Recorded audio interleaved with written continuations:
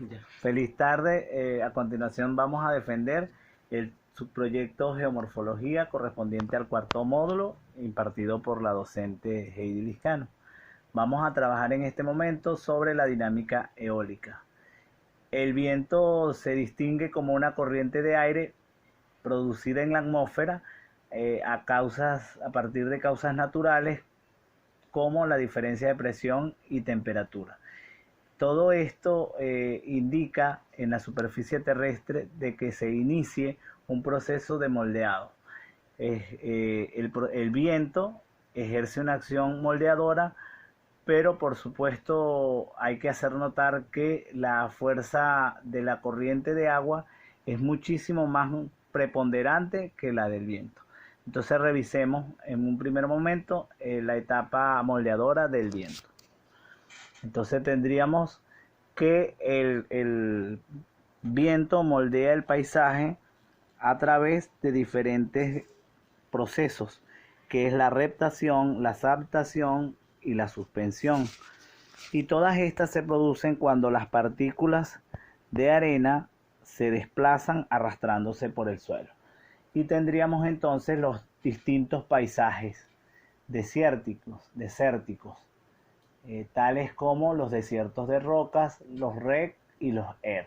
En el caso venezolano tendríamos el Parque Nacional Los Médanos de Coro, un paisaje bastante árido, bastante seco y que posee estas características.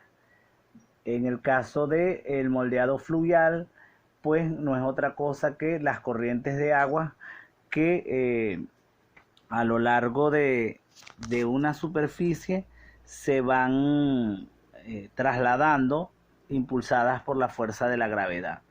En su caída, el agua arranca y arrastra materiales hacia otros terrenos.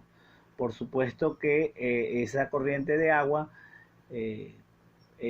pasa por un proceso de zonas altas hacia las zonas más bajas, llevándose consigo sedimentos.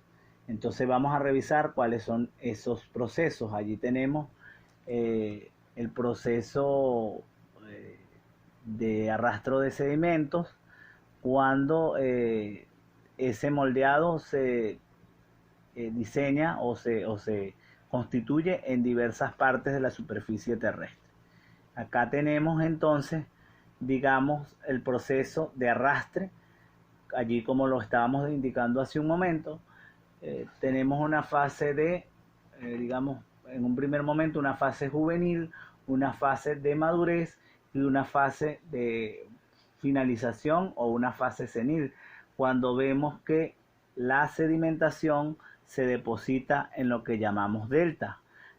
Previo a esto se ocurre el proceso de transporte de todos esos sedimentos y los ríos están en una zona llana y se inicia esa fase juvenil en las altas montañas, desprendiéndose diversas partículas de diversos tamaños.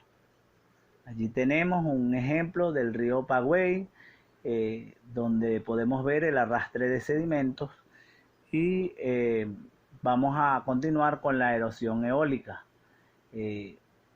Igual que ocurre con el proceso fluvial, en la erosión eólica se transporta material, pero esta vez el medio sería el viento. Las formas características más indicadas tendríamos las dunas y los médanos. Y en el caso de lo fluvial tendríamos depósitos de agua. Las características principales de estos depósitos serían las lagunas, un río o un lago. En el caso de la geomorfología venezolana, tendríamos allí la laguna de Mucubají, el río Orinoco y el lago de Maracaibo. La primera es de origen glacial. Allí en su segunda imagen está el curso del río Orinoco en su término medio, y el lago de Maracaibo pues es una depresión entre dos elevaciones que forman dicha región. Allí tenemos las dunas, ya dijimos que era una acumulación de arena. gracias al proceso de los vientos y generan unas capas suaves y uniformes. Tenemos los médanos en el estado Apure, donde está cerca, se acumulan depósitos de agua bastante, es decir, con poca profundidad. Y los loes finalmente son depósitos sedimentarios de origen eólico. Gracias por su atención. Dale.